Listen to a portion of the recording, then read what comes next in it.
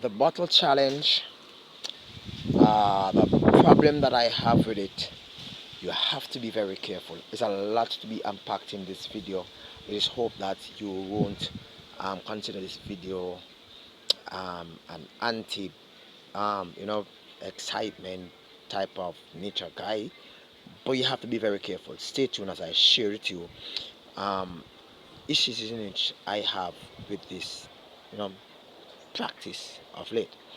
Okay, so of late there is this thing where in which father fish shared that you go by the local river, go by your local river, and you collect some amount of water and some amount of soil, place into a bottle, and actually watch everything bloom, well, metastasize, I say, develop. Sometimes you place soil in it, and the soil have different creatures in it in the soil, the eggs and all that, and you'll actually watch it, and you will actually share some of these creatures with your fish um, within your aquarium.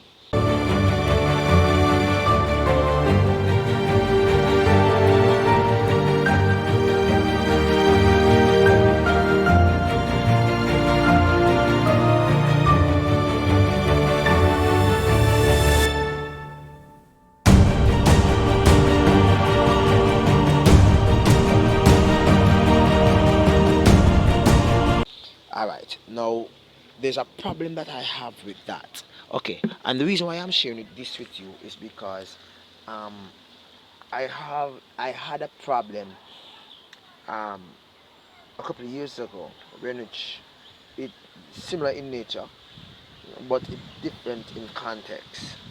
Right? Um, just bear with me a little bit. Okay, so this is the bottom of my pond, right?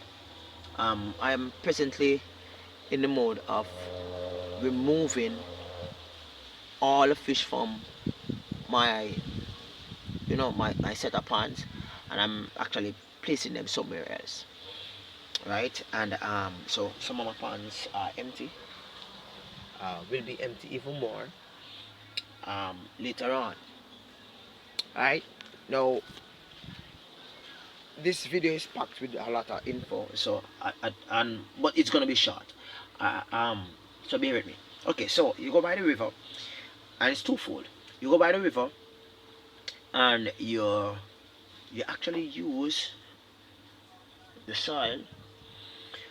Well, you take up the soil from the banking, or from the probably say the substrate of the river or waterway, wherever you go, right? You place it into the bottle, and you see some things moving, and you actually just put those live stuff into your aquarium. That's a big error, because here I know these live stuff, these live moving things, unlike the ants that you actually see now, right? These are ants, right? um they carry them several liabilities. Now, several of these microorganisms um, that you probably can't see with your eyes exist within the soil, right? Some of them are dangerous to the fish, some of them are healthy for the fish to consume. Now, these are the fish that were once in the pond, the yellow lamps, right? They were a group according to size. So don't feel as if I'm telling you something that is anticlimactic to the position that you have. I'm telling you something that I experience.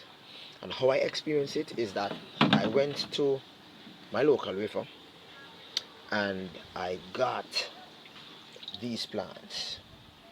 In carrying home these plants, I actually carried home some fly eggs, some pest snails eggs, and also some other little creatures that I actually placed within my pond space. I lost a lot of fish because of this field experiment. Now, when you actually place the soil that you get from the base of your water channel along with the water, give it probably a little plant or wherever, so that it can have a little bit of oxygen, and you sit and you watch it blossom and bloom. Yeah, it's a very good thing to actually realize what is actually happening within the water space. When that is finished, throw away whatever you see in there, move on to something else. Do not place it within your aquarium space. The reason for this is that you can be carrying home what you call leeches, fungus, parasites, things that will make your fish sick.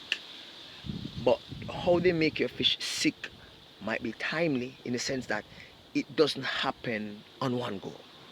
So it might take months, it might take years, but these things that exist within the waterways are not necessarily friendly.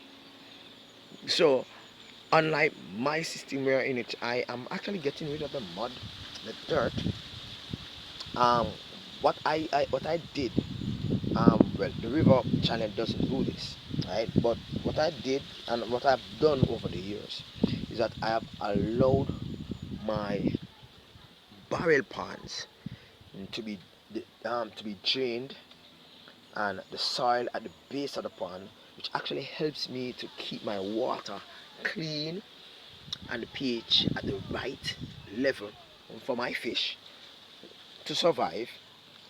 What I do, I actually sun the soil. Now the soil is taken from my yard, right? When the soil is placed in it, it has bio load in it, in the soil, decayed bio load in it, and so it adds to the bio load for my pond. So the plants, the leaf, after a while they rot. Plant leaf fall into my pond, they rot. Sometimes because it's emboomer, sometimes you might have a one fish die and you don't see it because it's so hinged into the pieces of rock that it doesn't float up, and the snails actually consume everything that it can consume, so the bone does actually rot into the water. So the bioload is there.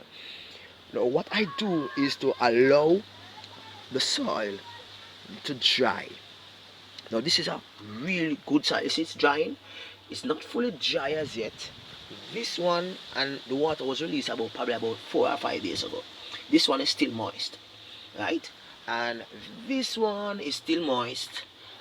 And this one is still moist. And I guess the reason why these three are moist is because they are more under the cherry tree rather than, well, this is underneath a soursop tree and a cherry tree, but it have more sunshine. But it will take a while. I'm going to be removing everything here. Everything here will be moved. Alright, so when the soil is dried, some of the microbes, the fine microbacteria that might be dangerous to my fish. I'm not worrying about the beneficial bacteria that might be lost in this whole epic, right? I'm talking about the microbes that are dangerous for my fish. They will be destroyed with the heat, and being dry with the heat, they die. In the river channel, this doesn't happen. These microbes, these organisms remain in the base of the water channel until someone comes and mess them up, and then they start to flow. They become buoyant in the water. They find a living host, and they become a parasite.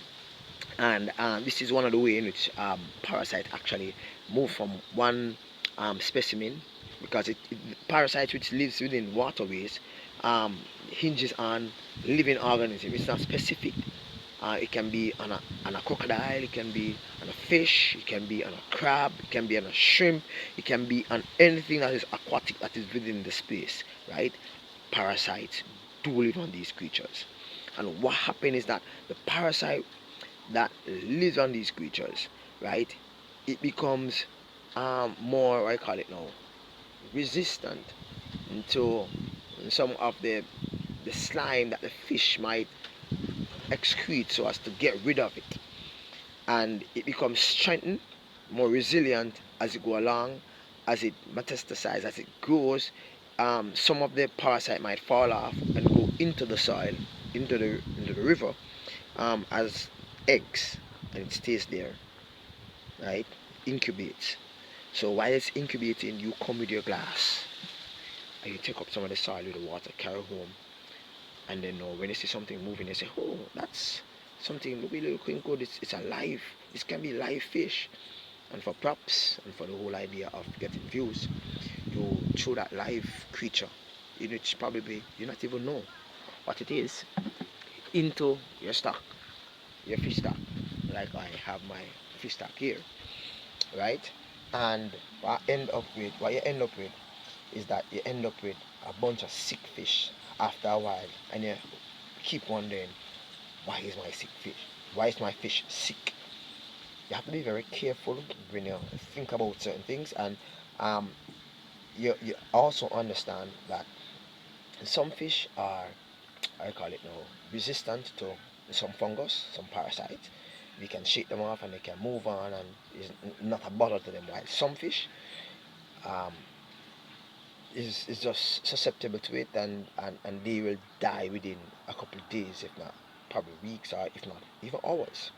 Right? So you have to be very careful when you're watching videos, and when you are actually, you know, say, hey, I'm gonna take up this challenge, because all that glitter is not gold. So I urge you to be very careful with all of that, because it can be dangerous to your fish stock. I sell fish as a, I call it now, as a passive income. And so if all of these fish should die, I'm talking about I'm losing roughly 150 200 US dollars. That's the value of the fish that is in it, right? Or probably even more depending on the size, right? And I have Menganos, I have Janai, I have um of different species of emboma within my setup. That is a great value. So this is just a warning, guys. Yes, I am changing out my system.